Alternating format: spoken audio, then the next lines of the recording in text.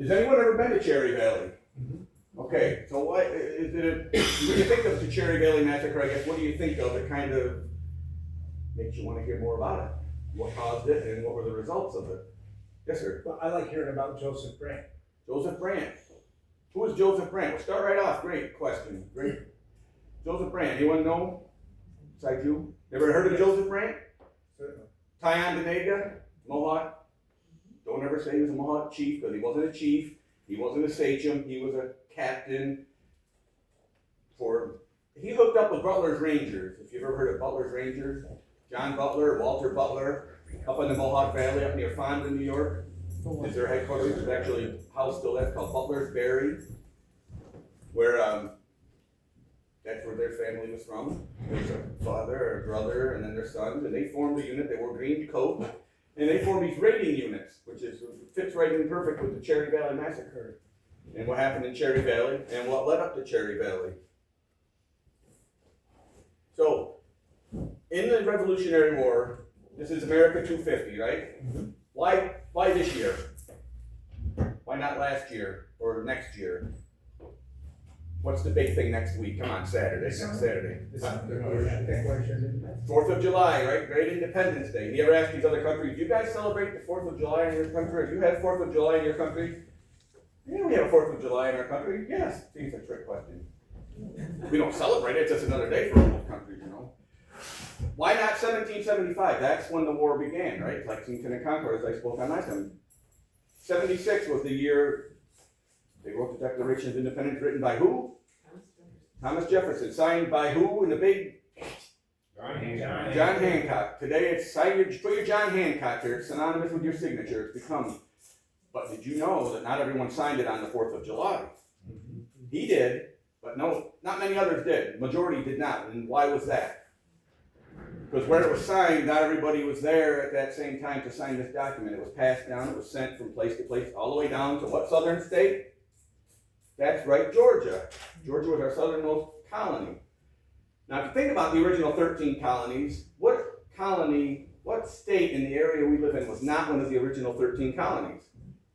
This has nothing to do with the Cherry Valley Massacre, but it does have to do with the Revolutionary War in general and the battles of Saratoga. Right next door to us, to the east. Jersey? Connecticut. A little higher north.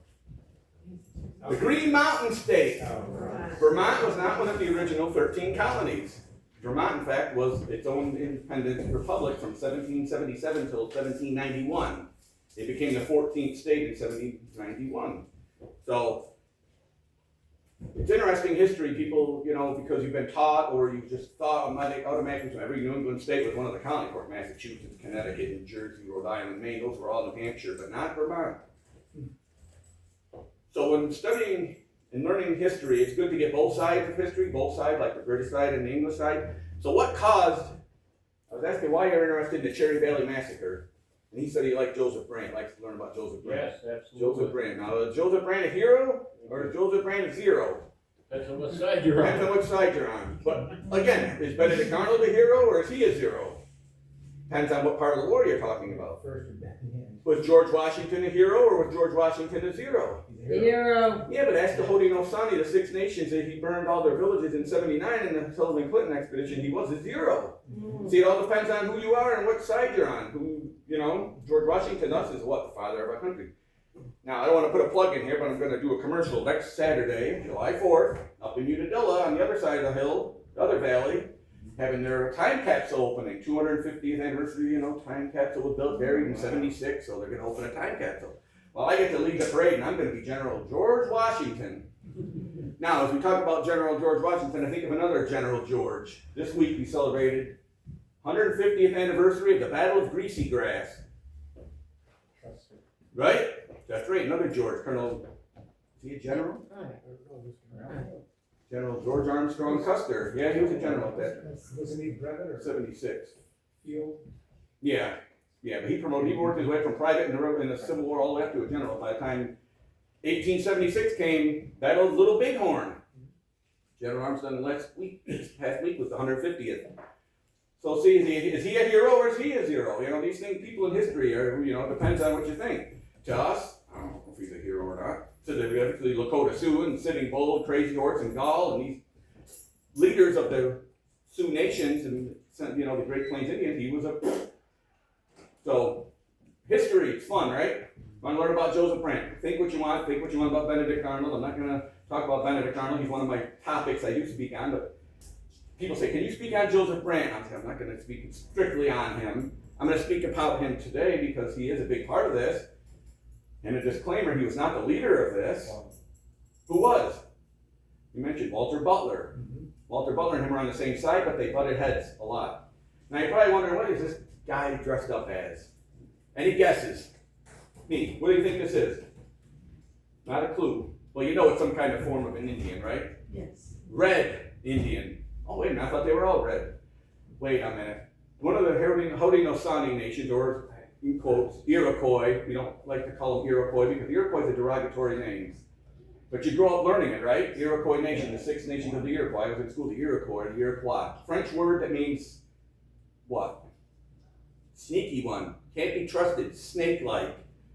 The French come up with that for the Haudenosaunee, and they didn't like it. They were treacherous or whatever they thought they were.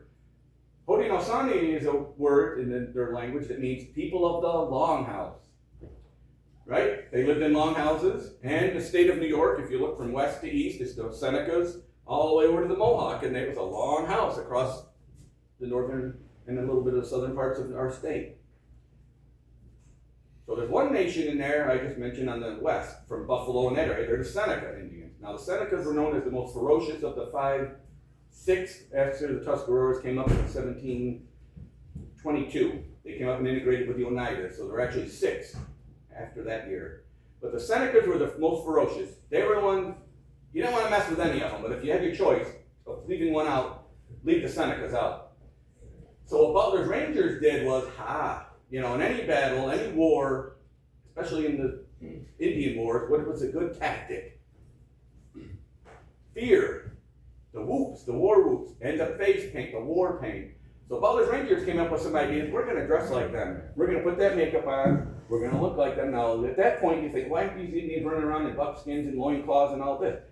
This is 1778 this took place. They had integrated with the white man. They traded a lot since that first contact in the 1600s.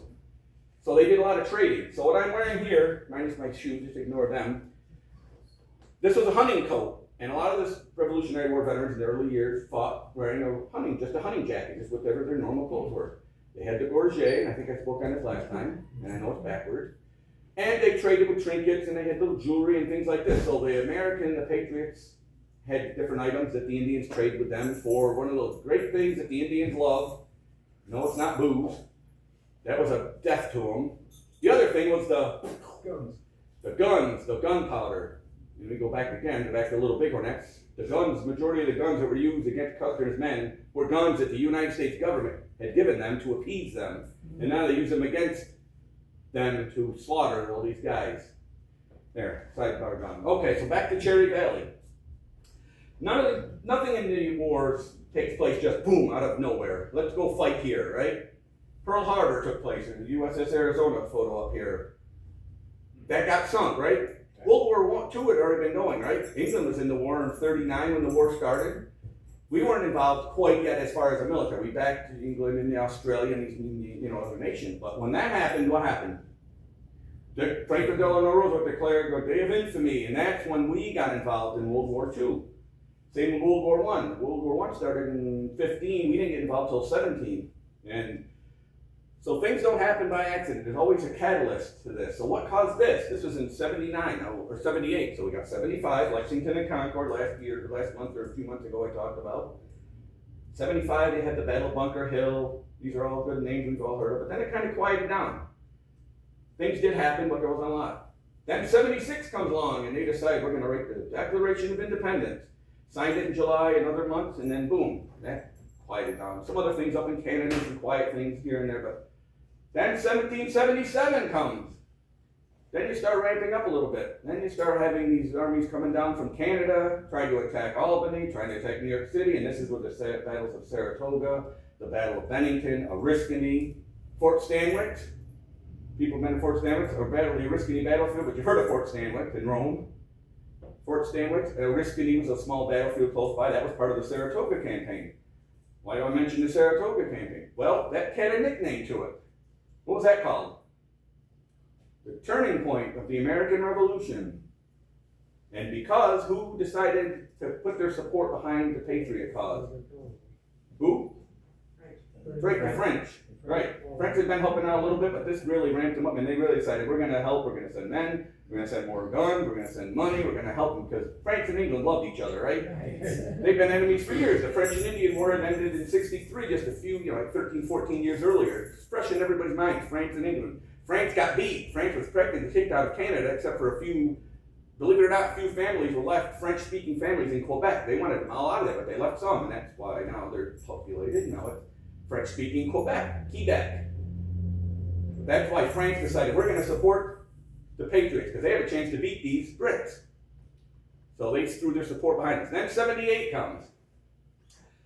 Now we have these raiding things. Like I said, with Butler's Rangers, you raiding a place. For what? Just for fun? What were they looking for? Both sides. They needed what? Guns, ammunition. What else? Food. Okay, Schoharie Valley. Right? Cobleskill, Schoharie, Middleburg, Fulton, all the areas. It's Schoharie Valley. You go to everybody ever been to Schoharie Valley? Look at those blue and yellow markers alongside the road and stop and read them and look. It's called the breadbasket of the American Revolution, because a lot of the farms there supported and gave food to the Patriot cause. So if you go in and you know that this farmer is providing for the Patriots and you're on the British side, you're going to want to take their food. For one thing, it helps you, and the second, it cripples your enemy. Same with getting guns and storehouses. That's what the Battle of Bennington was during the Saratoga campaign. Bennington, Vermont was a huge storehouse for the Northern Army. And the British knew that. We're going to send Colonel Baum down to go get this stuff. Well, he never made it. He made it to the Battle of Bennington in Walloon-Sac, New York. And that's where this battle took place. So, winning a battle is not always shooting somebody on the field. It's taking their food, taking their arms, their powder, and the things that they're going to use against you. So there was a lot of raids going in and out. So it was there were a few deaths, but it was mainly hit and run tactics where they go in, they take what they want, and then come out. By the time they knew what was going on, the enemy was gone. Joseph Brant was notorious for this. And a lot of times he didn't just take the stuff. What did he do in his wake? Torched it. He was a firebug. He was an arsonist, a pyromaniac. And then that went the other way. Sullivan Clinton expedition. They were fire burns. You can't use it once it's gone. So there was these three places over on the other valley, over on the Susquehanna River. Sydney, right? Old Unadilla. You think of Unadilla now, it's a town, Unadilla, but Old Unadilla is actually modern day Sydney. There was a big village there that Joseph Brant and his Mohawk warriors had for one of their camps. Then you go down to Windsor, which is on this stretch, Anaquaga, Old Anaquaga, modern day Windsor. He had a big place, it used to be an Oneida village that he took over, and that was one of his staging grounds to do these raids. And then there was a third place, Cunahunta. Modern day, it's between Afton and Nineveh, a little ways out of Afton going west. And that was another village. Now, the Butler family, Walter and John Butler, confusing because now there's a Butler on the other side. William Butler was on the Patriot side. And he's the one that led the raids into the three of these, Cunahunta, Aquaga, and Old Unadilla. Now, like I said, nothing happens in a vacuum. You do this, we're going to get you. So what did Joseph Brant and his men do? We decided we're going to raid you now. We're going to raid your place up in German Flats. German Flats, where's that? Town of German Flats, modern day Herkimer, New York.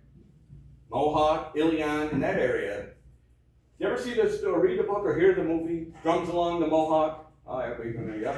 Henry Fonda in the movie. It's a fictional, historical fiction book. The movie's comical if you know the history. The way they portray General Herkimer is a laugh.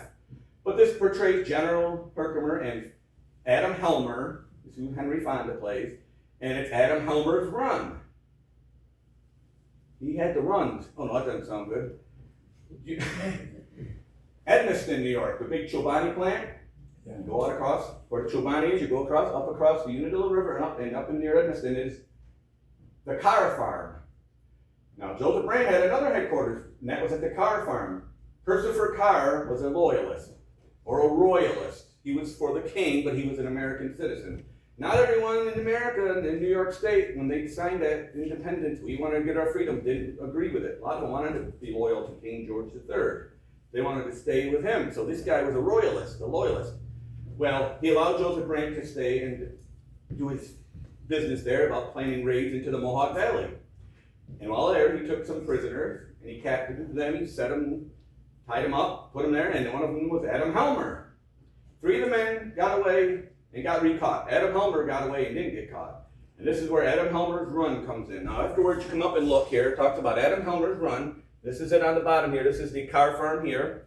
But he ran all the way up to modern day German Flats, Herkimer. Fort Herkimer is there. Well, the site of it is, right in downtown Herkimer. That's quite the run. He ran up there and going through no roads. He didn't go up Route 5 or anything. He just went from house to house yelling, either Grant's coming, or the British are coming, or somebody's coming. The attack's on its way. And he warned everyone.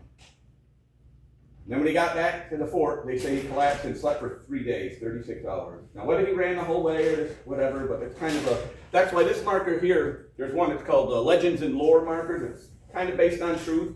But this marker here, this orange and blue one is actually in Mohawk, New York, where the reign ended.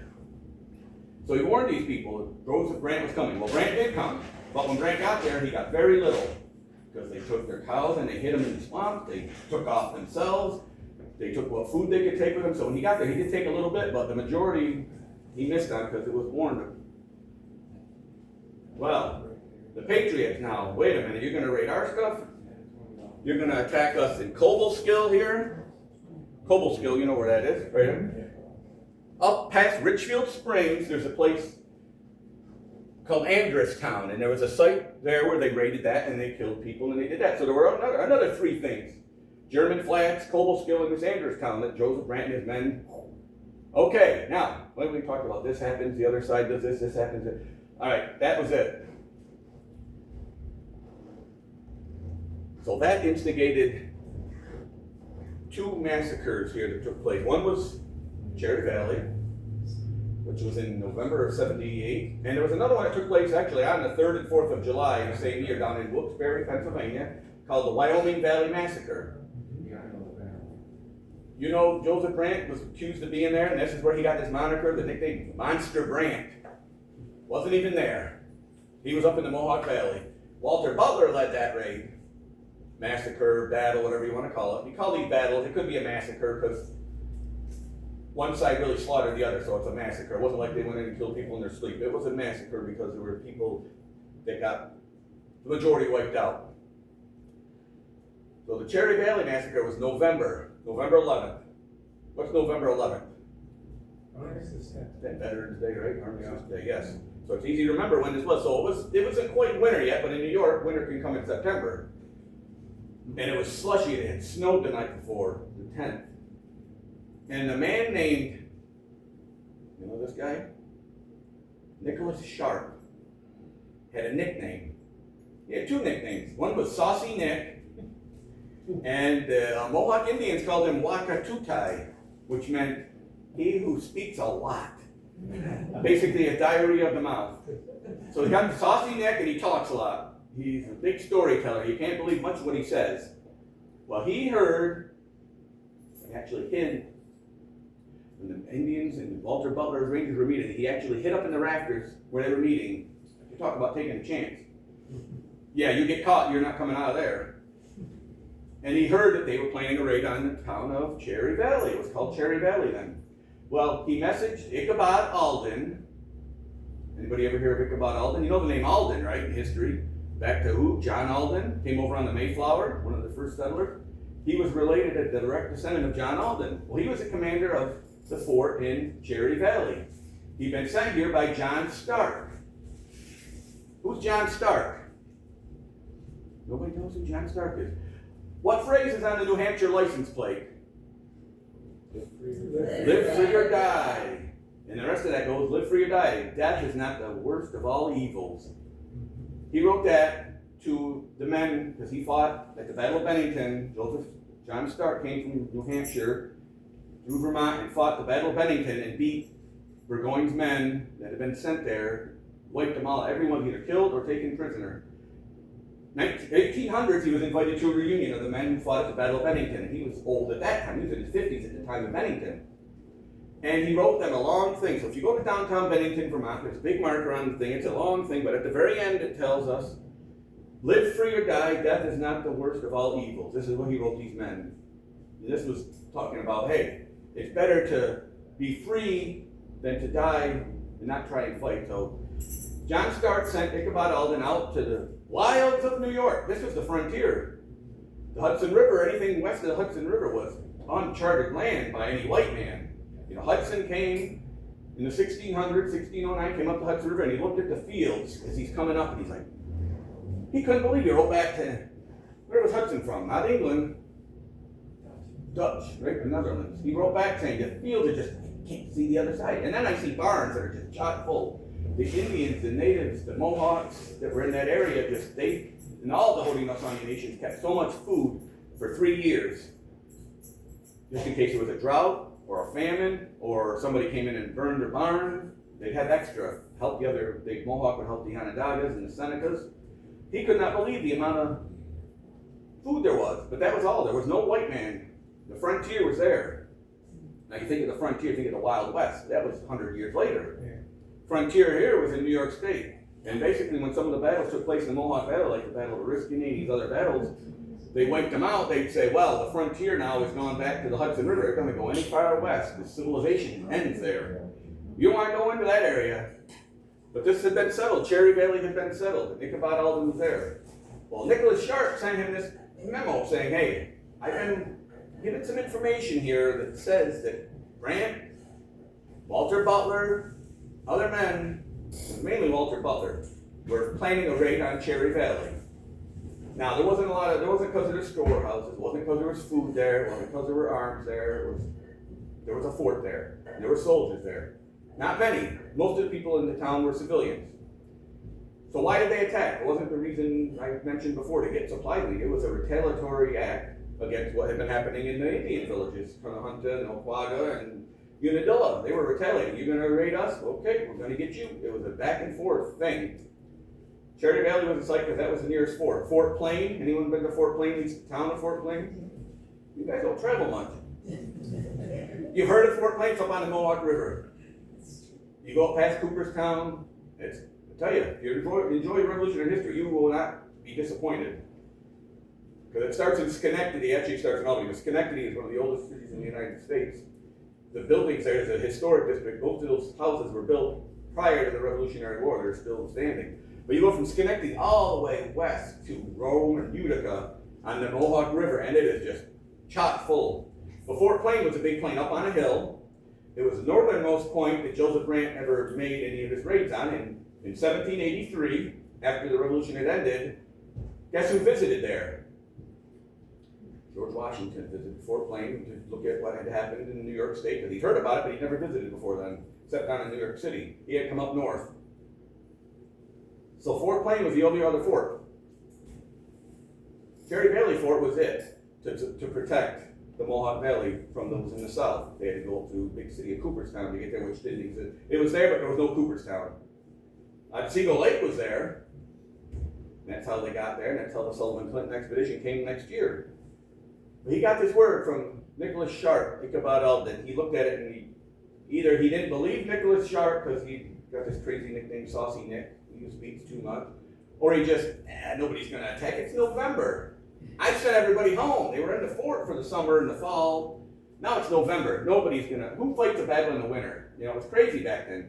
Were there any battles in the winter Revolutionary War? There were a few.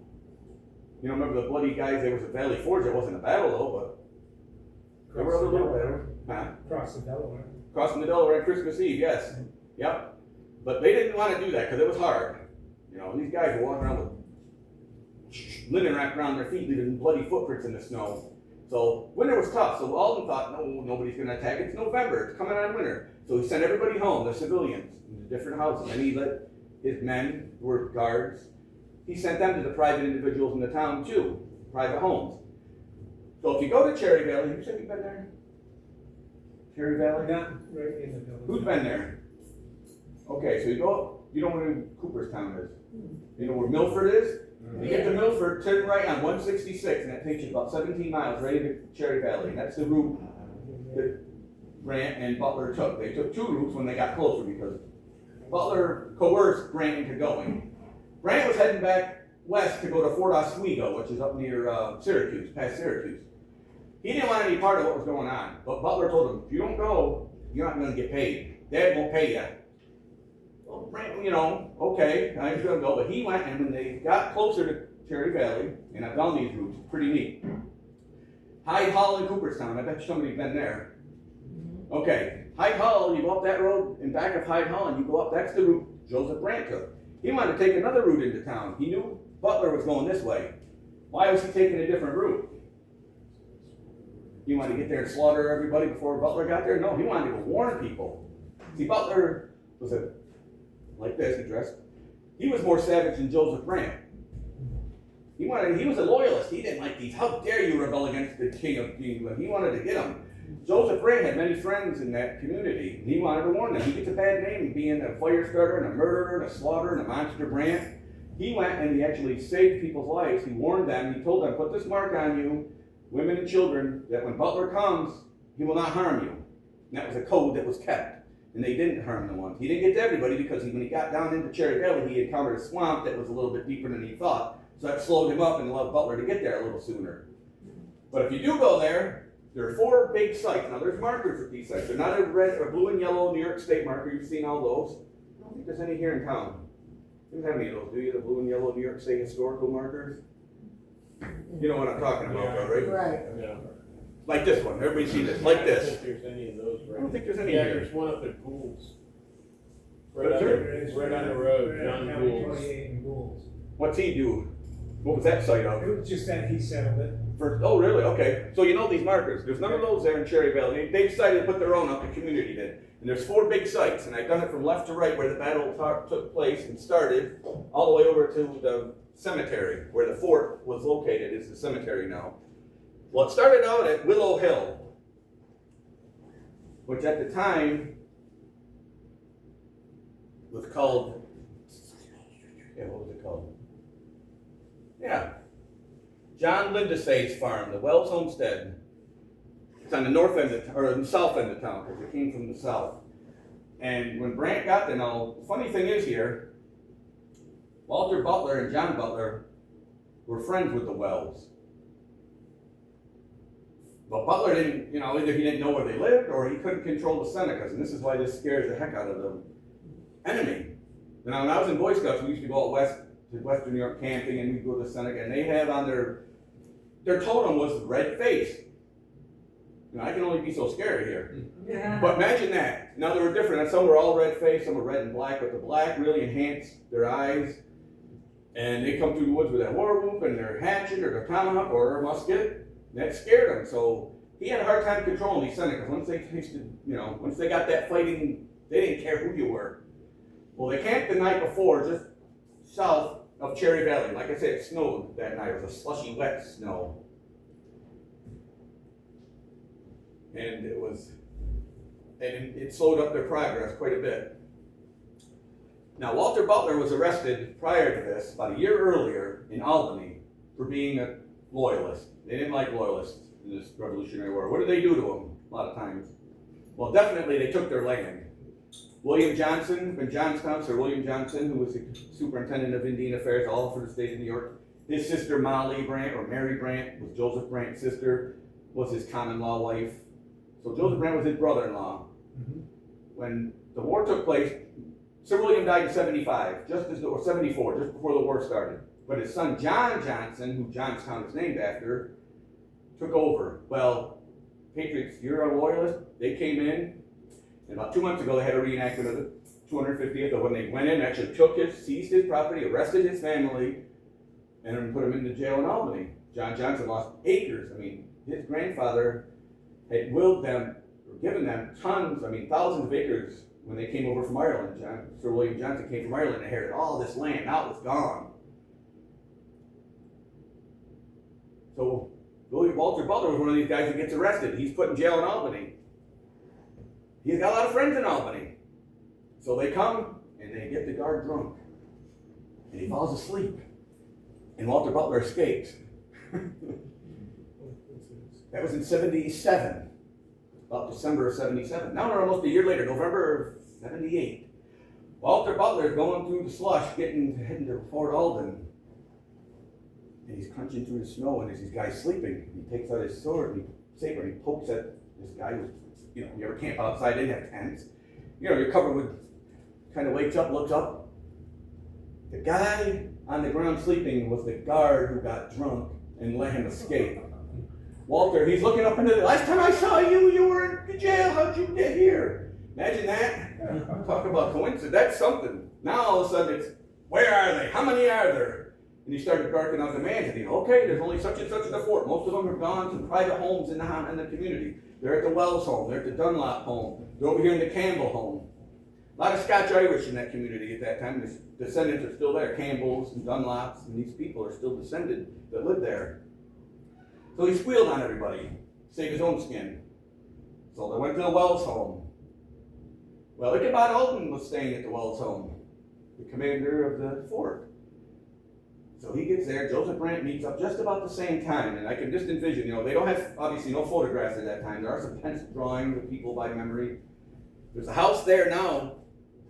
You can't go on to it, it's private property. Way back at the end of this driveway here.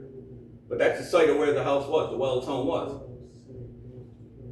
They came from the other end, and when they got there, Alden decided to make a run for it. Because this is only about a quarter of a mile from the fort. It's up on a hill. He had to run down a hill to get to the fort. Meanwhile, the carnage is going on here in the house. They killed everybody, and they went in the house and moved upstairs. They killed them. But Alden's going. Now, somebody took off running after Alden. And they didn't know who it was for years until a letter came about with Joseph Brant. Now, Joseph Brant took off after him. He had one of these. This is not period correct. It is period correct, but it's not that old. Not like that one, that's too modern, sorry. Appreciate it. Here. This is more of the accurate what they look like. The tomahawk hatchet, very versatile. Got a hammer on one end, so if the sharp point don't get them, the crack the skull will.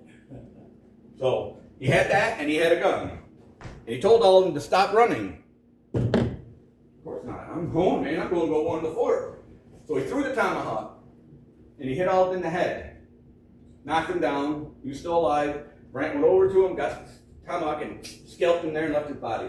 And his body lay there for 3 days. And while that whole battle was going on, or massacre, that was within sight of the fort, everyone could see their commander on the field, on their dead, scalped. Talk about a morale boost. So then this massacre proceeded, and proceed over to the Dunlop house. This is the Alden marker. This is, like I say, when they put these markers, they don't know the exact site. They just know a general vicinity where this took place. It was between the Wells house, down a slope,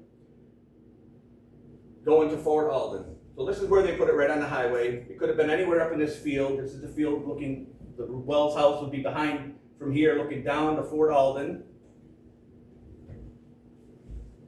So they proceeded down to the Dunlop house. Now the Dunlop house, any kids in the audience? No. Any squeamish in the audience? No. No, you won't be learning about the Revolutionary War if you're a little squeamish. You read the marker here. Reverend Dunlop. Now, he's a relative, not relative, but he's related by marriage to Wells's daughter. Well, Samuel Dunlop is the father-in-law of Wells's daughter. So they're in-laws, Dunlop and Wells. Now this marker is down on the other end of town, but it says site of Reverend Samuel Dunlop's house where his wife and children were brutally killed in a massacre. Reverend Dunlop was taken prisoner but released after a few days. But what really gets you, though, this is one of the markers they placed the community of Cherry Valley put. There's a cement marker here, stone marker they put, and it's been there over 120 years, so it's really falling apart. They're trying to raise funds to build it, and you got a chain on, you can't get to it, but I've been to it many times taking pictures.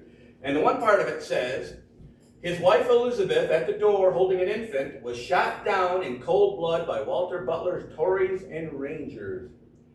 Then it says, her nearby to the left, this isn't the actual tree, but it might be a descendant of the actual apple tree, They dismembered her and they cut her left arm off and they chucked it up into the tree. And it stayed up there. It caught, not there now. So these Seneca and Butler's men were brutal. How he survived and the women and children didn't, I don't know, but they took him prisoner, maybe because he's an older man. But they took him prisoner and he had to walk from Cherry Valley to Fort Oswego, like I said, north of Syracuse. It was quite a march. And that's what they did with their prisoners. Some died, and if you were an old person or an invalid or somebody who got a bum leg, you didn't keep up, they tomahawked you, scalped you, and they put you on the path, and they kept going. There was no stragglers, there was none of that. So sometimes, like they say, keep the last bullet for yourself. Maybe getting killed would have been better fate than having to walk up there and not be able to, get yourself scalped and led alongside the road where your family don't even know what happened to you. Finally, they get to Fort Alden. They go over here, and this is where, like I say, the fort was located where the cemetery is, and it went across the road, 166, over to the other part, over to Cherry Valley Creek. It's a huge fort, good size. It's still, if you know where to look, you can see remnants of where there were, not barricades, but like the stockade fence was, because there was a natural river or creek on the back side and a natural creek on this side. So you can see where they were dug, where they put up. They've done the test where they don't dig, but they use that machine that takes out what's underneath where the land, the soil's been disturbed, and they see, well, the fence, they can see post holes every so often. Okay, this is where the fort was. Because you think of a fort, it was made of wood, like Fort Stanwix is all reproduced wood, and this wasn't as big as Fort Stanwix, but it was quite big. And there's a marker here where they took a burial of the bodies. They took Alden. Alden's in his own grave, but this is sacred to the memory of those who died in the massacre and the destruction of the village at the hands of Indians and Tories, and I love this, under Brant and Butler. They always put Brant first. November 11, 78. They always blame him. He's easy. He's an Indian. Now, in Cherry Valley, there's the Cherry Valley Museum. Here's Ichabod Alden's grave. Now, a funny story is Samuel Campbell, who wasn't at the battle at the time, Campbell's a prominent, one of the founding members of the community, wasn't there, but he came back. He lived a long time, died in the 1800s. Well, he wanted to be buried next to Ichabod Alden. So when they started digging Campbell's grave, they went a little close to Alden. And Alden's body, skeleton, rolled right into the grave that they were digging for Campbell. So they were true friends. They're in pretty much the same grave now. They kind of collapsed into it, and the markers are like a foot apart. So they were. But the museum house is a bunch of, they have actually, you go into the museum and you turn right and it's Massacre Room. That's their claim to fame, whether it's good or bad for the community. Cherry Valley, the massacre. Although I'll talk about a little bit more about what Cherry Valley is famous for. Somebody I know you've heard of, but you might not know some of the crazy stuff he did. So you go in and they have a big map. I mean, not a map like a paper map. It's a 3D map with the lights. You ever go to Gettysburg and they show the electronic map? You push a button and a red light comes out. This is a little round top. Ooh, this is the Devil's Den. Well, here they do the Wells House and it lights up. Back in the 70s, that was the rage. Modern technology back then was a light. A red light. And it's pretty neat. So they've kept it and it still works. But they have tons of other artifacts, not only from relating to the Cherry Valley Massacre, but with the Indians who settled there and Campbell. They have a clock that somebody took during the massacre and hid it in a log and went and retrieved it later. That's in there. But the neat thing is, remember I mentioned Edmiston there? The Carr farm? Percifer Carr is a letter written to him by Joseph Brand. It's the actual letter they have there. It's not a copy. It's an actual letter it was written. It was after the Battle of Cherry Valley. Dear Mr. Carr, and it goes on to describe things, but an actual letter written by Joseph Brand. Anyone know, this is Joseph Brand here if you don't know who we're talking about. Full-blooded Mohawk, went to England, had his paint portrait done, so this is pretty accurate of what he looked like. So the cemetery has a lot of revolutionary graves besides this mass grave here. Campbell's there, Ichabod Alden, you go, there's an area where all the old graves are, and there's Continental Line, that's the Continental Army, George Washington's Continental Army. This guy fought in this one. Tons of them that weren't necessarily killed at the Cherry Valley Massacre, but they were veterans from the area. Now, who else is in Cherry Valley? Who later on in the years, there was someone else who had a place in Cherry Valley who did some wacky stuff. This is in the early 1800s. Remember this? Morse code. Samuel F.B. Morse had a house in Cherry Valley. House is still there. Now, he was involved in electronic stuff too. He didn't do the coded map or anything like that, but he did, obviously the Morse code. About this time in the early 1800s, a book came out by Mary Shelley. Young Frankenstein. Yeah, Frankenstein. Well, to his great happiness or great pleasure, guess who lived across the street? And guess what was across the street from where his house was? The Undertaker, who had a ready supply of bodies. And they say, this is documented, that kids would go by and people would go by at night. And they'd look in the basement and they'd see blue light. He tried reanimating people with his electric stuff, zapping them and getting them to Frankenstein them. Because he was inspired by Frankenstein, what Mary Shelley had written. That is a true story. And it's there to this day. There's a marker that talks about it. The house is still there. The house across the street is still there. You can look in the basement. I didn't see any blue lights when I was there, thankfully. But it's interesting. Samuel Morse code, world known. And he was a little kooky here. Trying to reanimate bodies like Mary Shelley had done in her book. See that? People don't realize Mary Shelley was a woman. I mean, that's funny, Mary, but it could be a guy. But a woman wrote Frankenstein. Yeah. By the way, Frankenstein was a doctor's name, not the monster. My old daughter liked it. It was Frankenstein's monster. You see that Boris Karloff plays, right? Not Frankenstein, it's his monster. Dr. Frankenstein. Make that clear. I get yelled at. So it's interesting. So Cherry Valley, a small community, was the site of this horrific thing. Well, again, things don't happen and then that's the end, right? Revolutionary War ended with the Cherry Valley Massacre, right? No, and November 11, 1778, something else happened later on. Finally, General George Washington had it.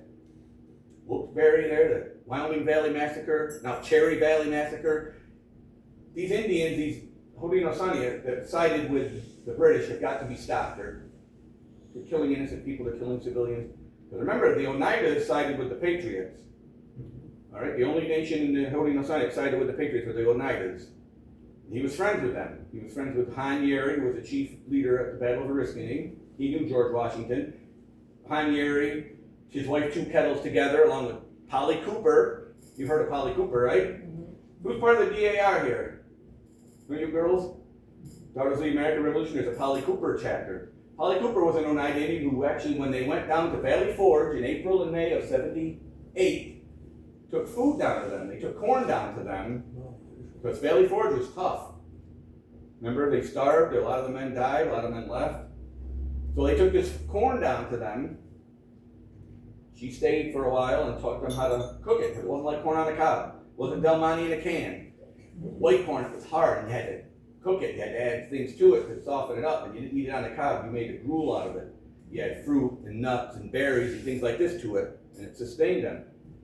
Now, they complain about Valley Forge being a hard time, but the year after that, 78 into 79, when the winter was so much tougher. But Washington had finally said, the heck had it. They're raiding, they're taking food from us. Now, you Seneca, you Cayuga, you Onondagas, you all live in the Finger Lakes region. Right? What's the Finger Lakes known for? Wine. It's a fertile area, right? I mean, you go there now.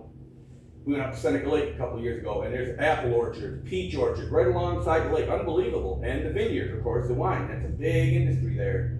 This was a huge area, and all this plentiful produce was going to the British Army. They were helping them out because they knew the British Army was helping them out. So Washington came up with this plan, right? You've heard of this, right?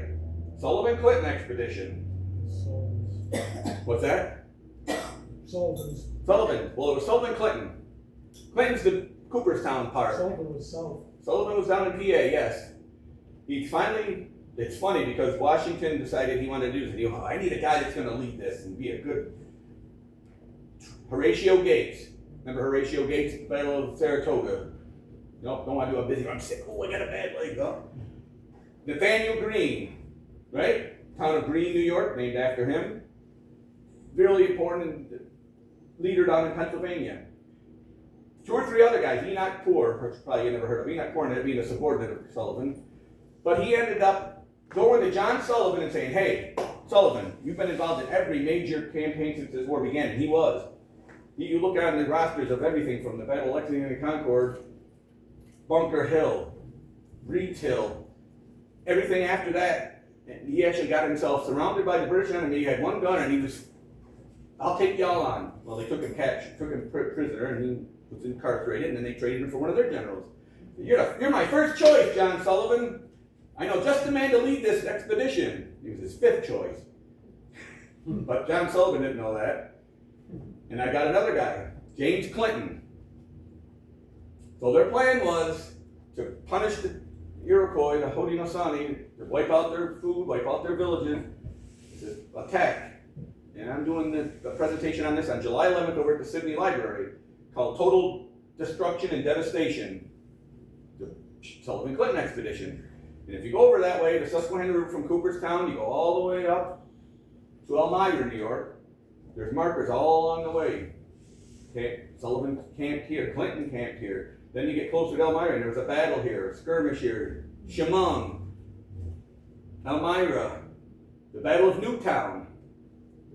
See, Clinton started up in Schenectady, made his way to Canajoharie. You know where Canajoharie is?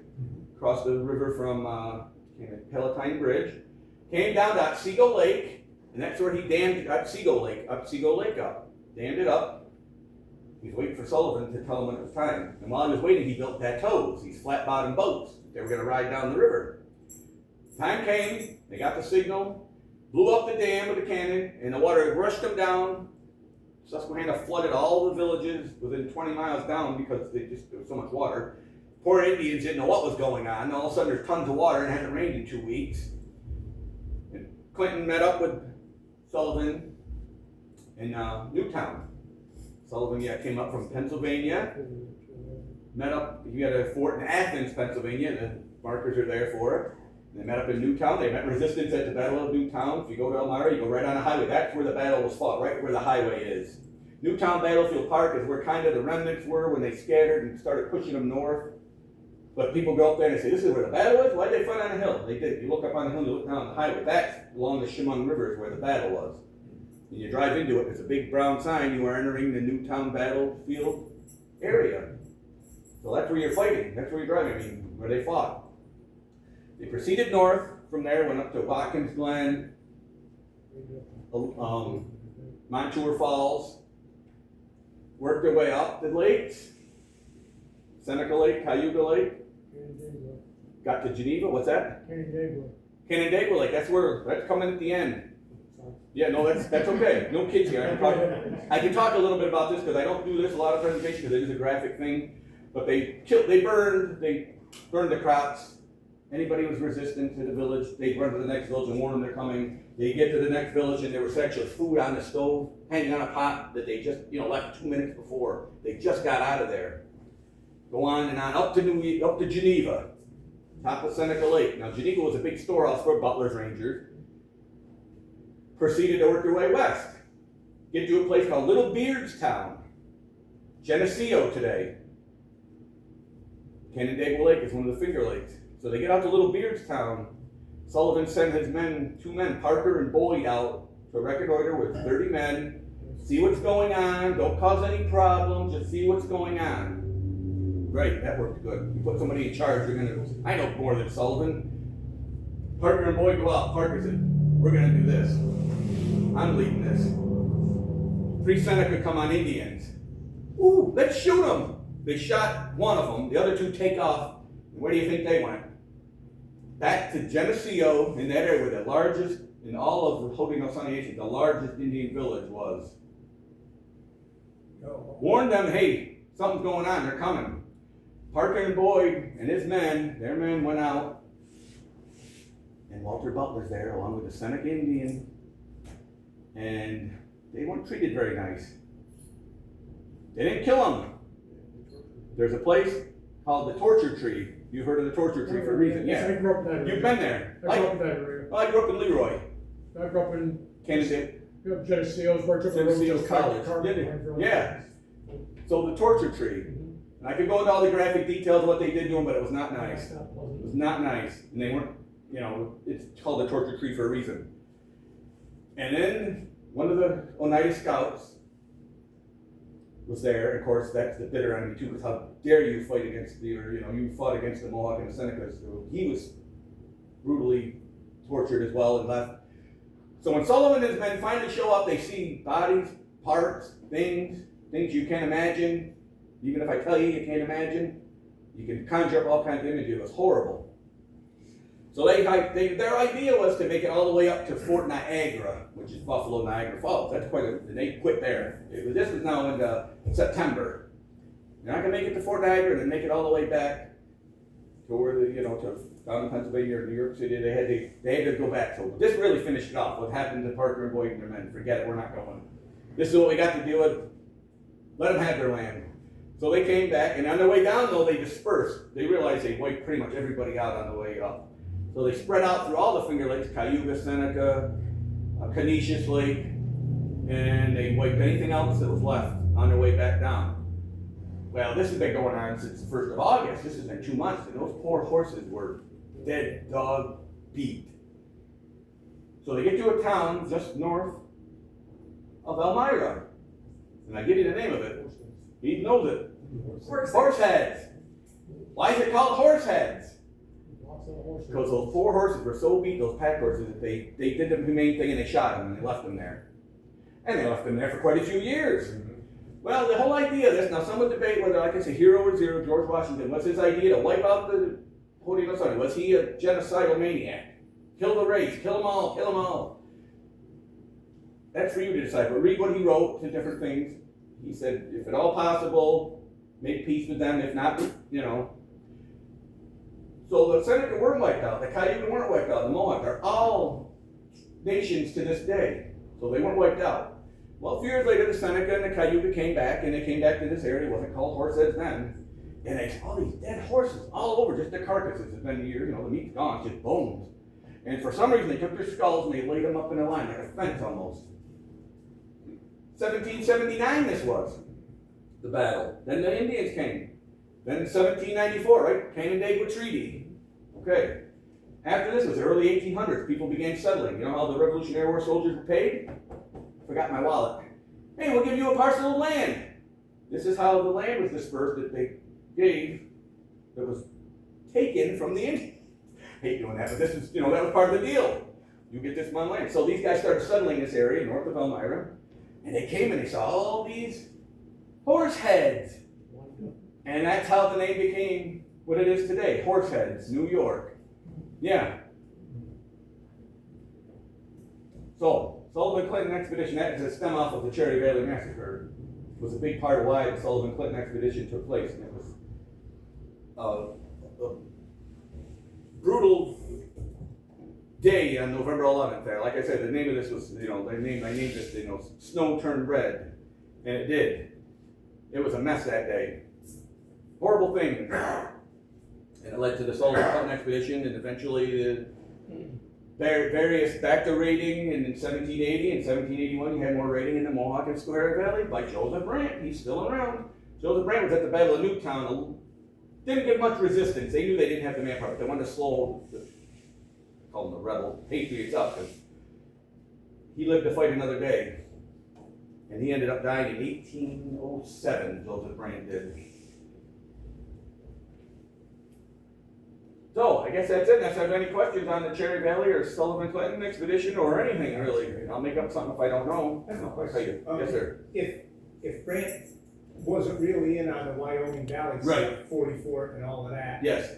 then probably the markers down on 97 about the Battle of Minisink, No, that's true. He was there. he was there. That Okay, was but in didn't know July of South. 78. Yep, He was there, and that was just before the Sullivan-Clinton expedition. This is the next year. okay. Yeah. Right. Because I've Cherry often Valley was seen that. 79. No, this is pretty, 79 I mean, sorry. This was after the Cherry Valley. It was the next year after, the summer after these two. About a year after the Wyoming Valley Massacre, actually. There's a lot of signs out along, you go down 97 and then turn Yeah, Fort on Jervis. 209 toward Woodsboro. Yeah. There's a lot of Oh, signs yeah. there that mention him. Been to Minisink Battlefield? That was Yes, sir. Towards the beginning, you mentioned that Vermont had a different history than the other colonies. Are there traces of that in their legal system in the way that Louisiana's legal system is somewhat different because they derive from the French, or whether they're both common from the British tradition, that both the 13 colonies and the. I gotta be honest, I don't really know. I think it's more toward the British though. See, now, let me get off on a little bit of it here, but at the time of the Revolutionary War, that area of land was called what? Wasn't Vermont. It was the New Hampshire Grants. Right? Because New Hampshire is on this side of Vermont. The Connecticut River divides Vermont and New Hampshire. Hudson River doesn't divide New York and Vermont, but it's close. Well, New Hampshire said, we want that land over there. And King George said, okay, this is in the early 1700s. That land is yours to the Hudson River. He also, a few years later, promised New York. The land over here, the Connecticut River is yours. He contradicted himself 2 times, and they both thought this is our land. So New York would settle there, but New Hampshireites, the Green Mountain Boys, remember under Ethan Allen, did not like New Yorkers, and they still, to this day, New Hampshire and Vermonters do not like New Yorkers very well. That's 250 years ago. But they do New Hampshire Grants. The original name for the Ethan Allen and the Green Mountain Boys, does anyone know? The Bennington Mob.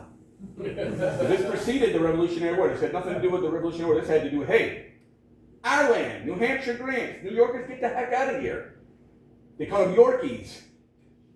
Get back on your side of the Hudson River. Well, it would make sense that that would be the border, It'd be the the border. Hudson River. Yeah, Hudson River and the Connecticut River. There you go. That's the New Hampshire Grants. And what they did when they settled in Vermont is a very interesting state. When they parceled it out, every lot was done very, it's not a square state, they couldn't do it, but they did as best they could that every parcel was done under the same amount of acreage. Especially the Green Mountains, that was tough to do. But you look on a map at that time period, and it was its own republic, like I said, for 14 years. New Hampshire wanted it, New York wanted it, and Vermont ended up saying, nope, we're going to become our own. But that happened in 77, right at the time that the battles of Saratoga were going on the campaign, and they didn't push it with Congress to.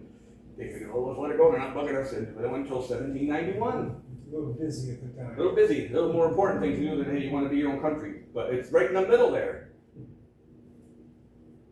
So, back to Minisink, I want to go back there real quick. Yeah, Joseph Brant was down there, and that was a tiny battle.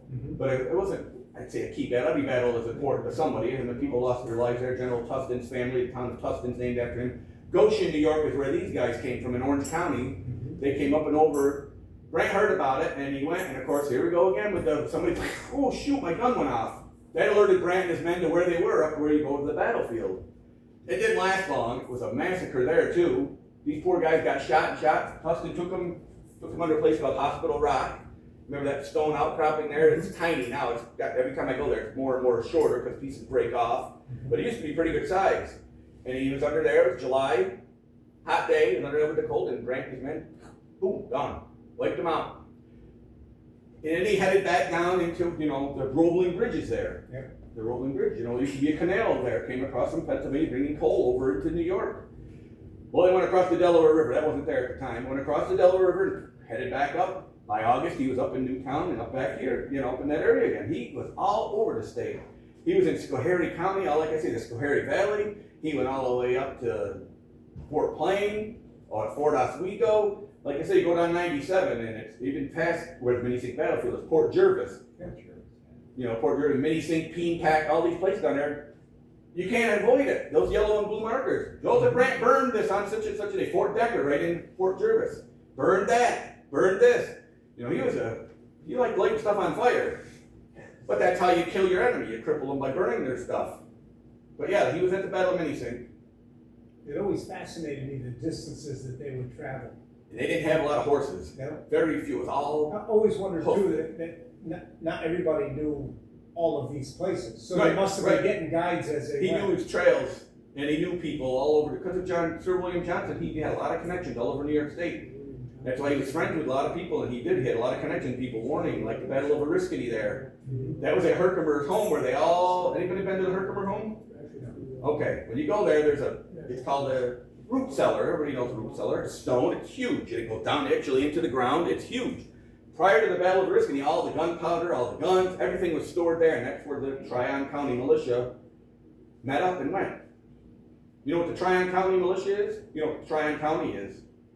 Tryon County was a county back in that day that was pretty much a quarter of the state. It enveloped here, all the way up to the Mohawk River. It was a huge county. Tryon County was named after Lord Tryon of Massachusetts. So this militia, it wasn't a lot of men, it was only 800 men. But everything was stored there. But what I'm getting at is when he took off going with all his men, Molly Brant was right down the road. Indian Castle Church. And she warned her brother, they're coming, they're moving. I don't know how she did it. She didn't use smoke signals. I know she didn't use the crazy Morse code.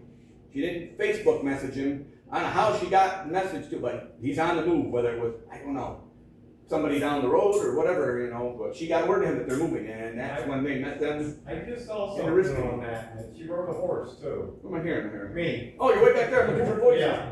She rode a horse, yes. Yeah. That's how she got She to him? wasn't the only, Paul Revere wasn't the only one that made the midnight. Oh, yeah. Sybil Ludington, right? You heard of her? Yeah.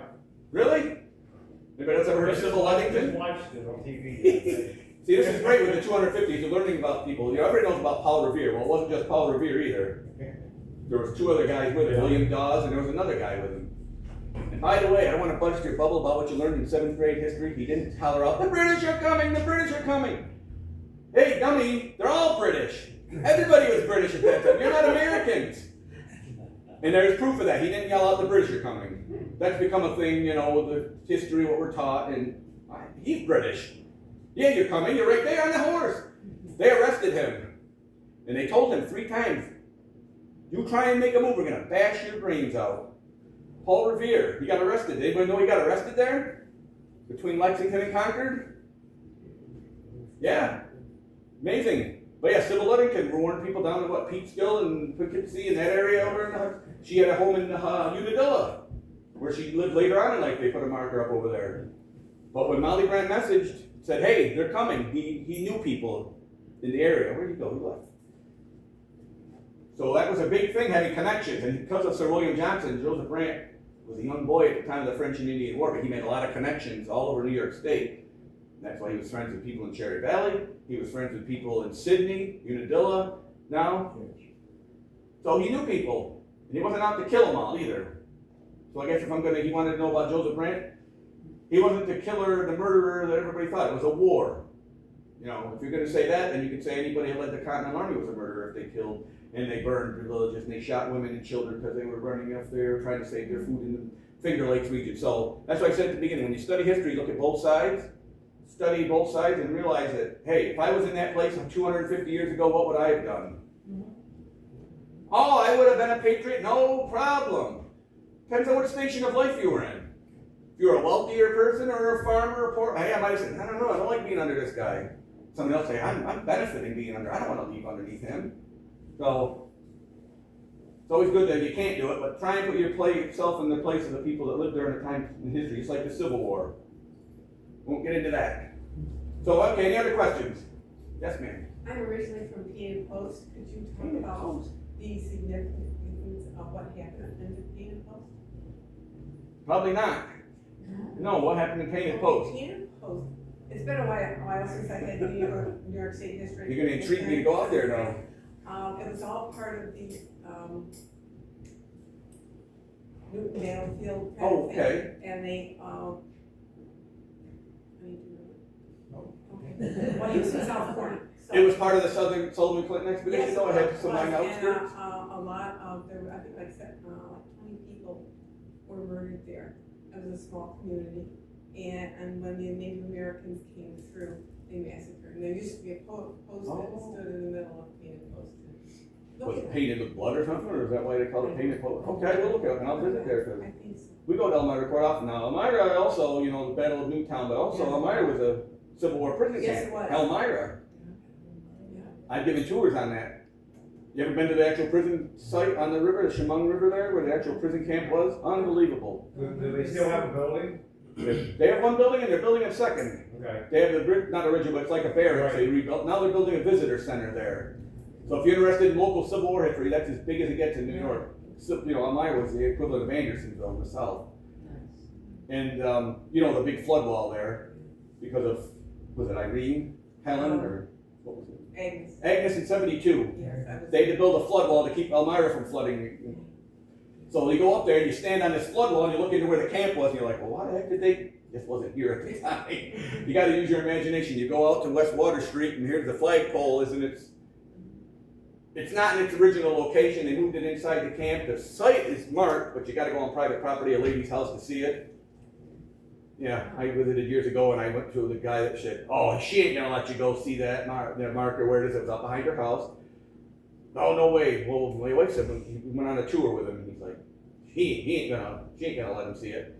My wife said, when you got up to the door, he ducked down in his seat because she came out. I'm like, what are you trying to do? Get in there at night or something? I knocked on the door, I gave her my card, I'm a historian, I want to check out. Sure, just be careful, don't trip over the vines while you go out back there. She had a lot of creeping Charlie and stuff out there. I went out, took pictures of the mine, and this is where the actual flagpole stood, which there's photographs of that from the Civil War, that's where it was. So Elmira's a lot of history, both those wars. Yeah, so, sorry, that's a side note for you. We have a guy here that's buried out in our cemetery with other He Civil Confederate? War. Yeah, he's 26 Georgia. He was put off the train here because he died on the way to Elmira. Yep, I remember seeing that mine, yes, yep. He's out here. Where did he go? Richard was his brother, right? Right here. Remember Mini Swing Battlefield, right? You talked about Berryville? Yep. The Great Shahola Train Wreck. You ever hear of that? Yep. Now, it's the Civil War, because there weren't no trains in the Revolutionary War. There were two brothers, they think, they called them brothers, they weren't brothers. They're Johnson brothers. They bring prisoners up from Point Lookout, Maryland. They stop at Port Jervis and they use steam, so they put water and wood and coal. And they were coming up the tracks. And there was a coal train coming the other direction in the town of Lackawaxen in Pennsylvania. Lackawaxen, I know that name. His name was Duff Kent, and he was drunk. And he failed to let them know another train was coming, a special was coming up, the prisoners. And the coal train came around this bend, the Fuller and Turner's cut, and they head on each other, and it accordioned, and there were 51 Confederates were killed, and 17 guards were killed. Wow. Two of the guys that survived were Johnson. They figured they thought originally they were brothers, but they were totally different. They took them across to Berryville, across the Delaware River, and they nursed them through night, but they died before morning.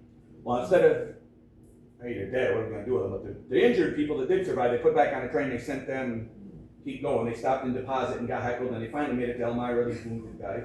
But these two brothers, they buried in the cemetery in Berryville. They have a combined stone with the two names, and one's from North Carolina and one's from South Carolina. I caretake the grave for them.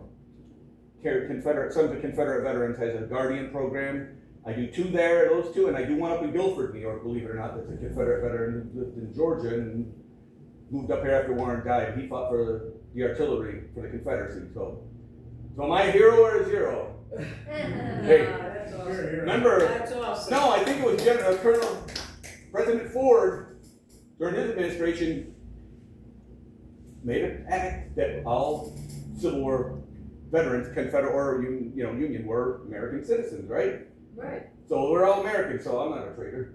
It's honoring them. We talked about this earlier today in another presentation. How many of those guys were fighting for slavery that fought for the South? 99% did not even own.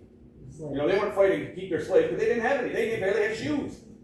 So, hey, that's why I stopped doing the Civil War. It's too controversial. Revolutionary War is a little bit better, except when I talk about Benedict Arnold, then I really get. But okay, so any other questions then? All right, see, I told you I'd keep it under 3 hours. Everyone, thank you, Jen. Here is some coffee in the back. I think you can stick around for a few minutes to chat I with will. people. Just relax and enjoy, I and will. thank you for coming I out. encourage you to come up and take a look. If you have any There you questions go. about the picture, I'll only charge $1.